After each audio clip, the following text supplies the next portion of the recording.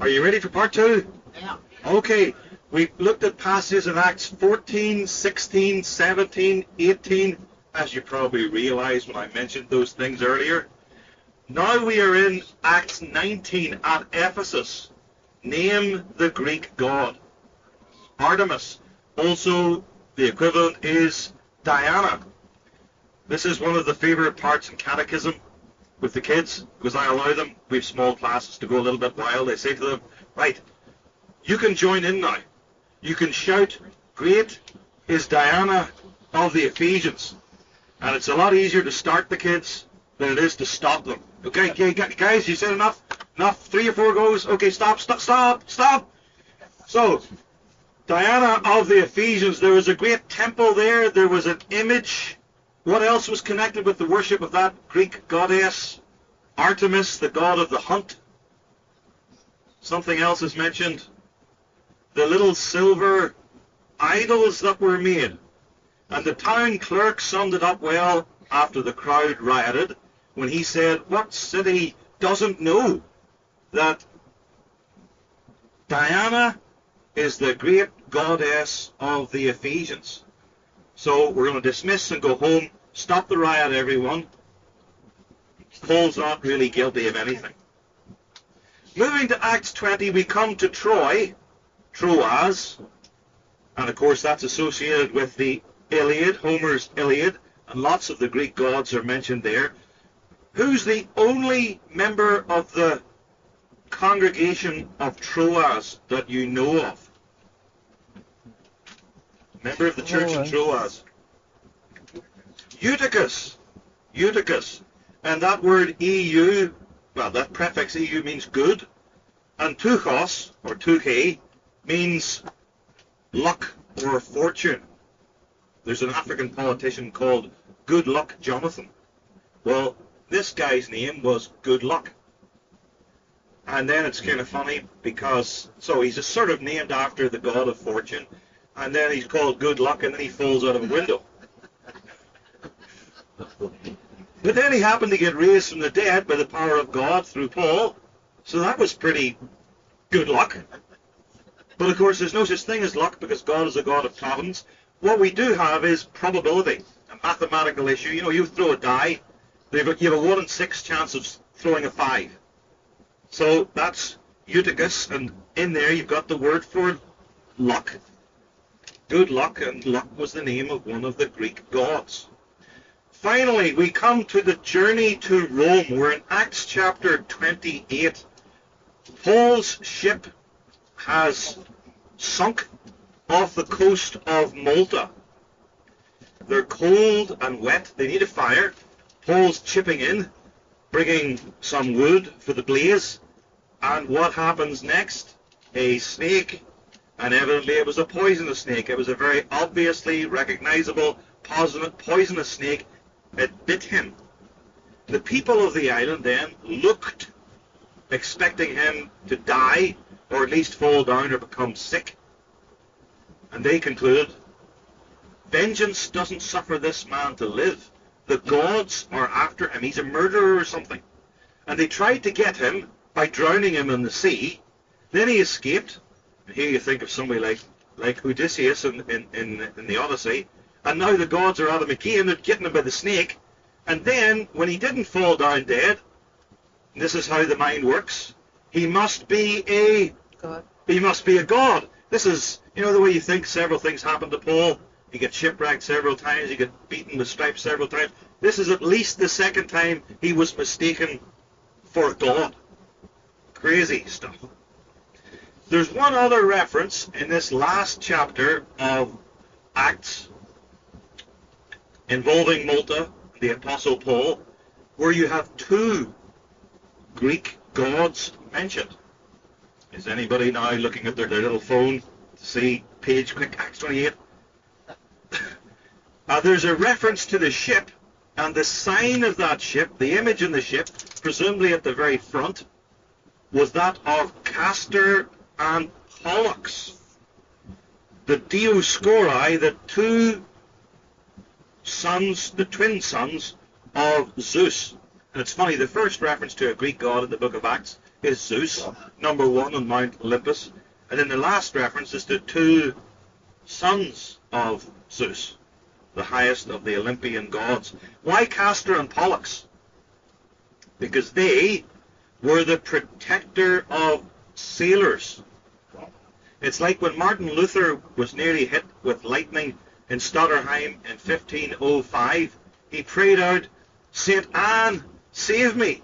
And she was the god of miners, and Anne was Luther's father was into mining. So they appealed to the proper god. Castor and Pollux are usually pictured on horses, so you would have seen the two twins and presumably them on horseback. Dave, you like that reference to horses there? Dave's a horseman. Now, an overview with some lessons. Let's summarize it and see how this applies. First of all, did you notice the gods that are mentioned one way or another in the book of Acts? We have Zeus, and I'm saying them more or less in the order in which they occur. We have Zeus, Hermes, Athene, Ares, Dionysius, Apollo or Apollos, Artemis, Tuche, especially Eutyches, it's a little bit of a stretch, Castor and Pollux. Some of the big ones weren't there. Can anyone name a Greek god that didn't crop up in the book of Acts? Demeter. Demeter wasn't there. Asclepius wasn't there, although we may hear about him in a sermon on Sunday. Let's talk about when in Paul's missionary journeys. What about the first missionary journey? A reference? No. Yes, Acts 14. Second missionary journey? Yes. Third missionary journey? Yes. Journey to Rome? You guys get the pattern here? Yes. So, first, second, third missionary journey to Rome, that's in all the major sections in Paul's life, from his first missionary journey till he reaches Rome and is placed for 2 years under house arrest. And now think geographically. What about Greece? What's the main city connected with idolatry where in the book of Acts Greek gods or goddesses are mentioned? Athens. Philippi, if that demon-possessed girl was a Pythia and came from Delphi. What about Turkey? Ephesus. Ephesus. And the very first one, Lystra. Troas, if you count Eutychus. But then, in those days, the culture and religion of Turkey was massively influenced by Greece. What about Egypt? Apollo was from Alexandria. The ship that carried the insignia of Castor Pollux was from Alexandria. So the Greek influence there. And then, of course, the very first place, and the only place mentioned, is Alexandria. We're connected with Alexander the Great, Greek culture, so it's exactly where you would expect it. There's another island, an island where we read of Greek deities. Malta? Yes, the island of Malta. So, north of the Mediterranean, south of the Mediterranean, in the Mediterranean, Malta. Where do we not hear in the book of Acts about, and what's the most significant place in the book of Acts where we do not hear about Greek gods or goddesses? The most significant place is not mentioned, because you could say, well, it doesn't mention there were Greek gods and goddesses in Grand Rapids. Yeah, but that's not exactly meaningful. Jerusalem, Judea, the land of Israel, because, though they doubtless knew a bit about the Greek gods and goddesses, and some worshippers were probably found there too, it wasn't the dominant culture, it wasn't the way the people thought. So the Bible has the Greek gods and goddesses and their worshippers in exactly the places where you would expect them to be found.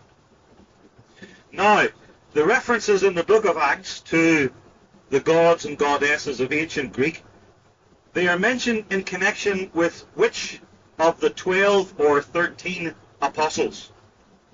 Paul. Paul's first, second, third journey from journey to Rome. Paul. No, it wasn't a trick. Let's call it an easy question, Craig. An easy question. Dear.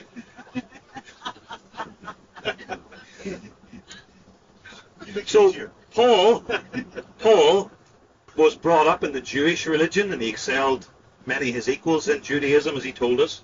He was a Roman citizen, freeborn, and as one born in Tarsus, where he spent at least some of his early years, that alone accounts for his knowledge of Greek culture and religion.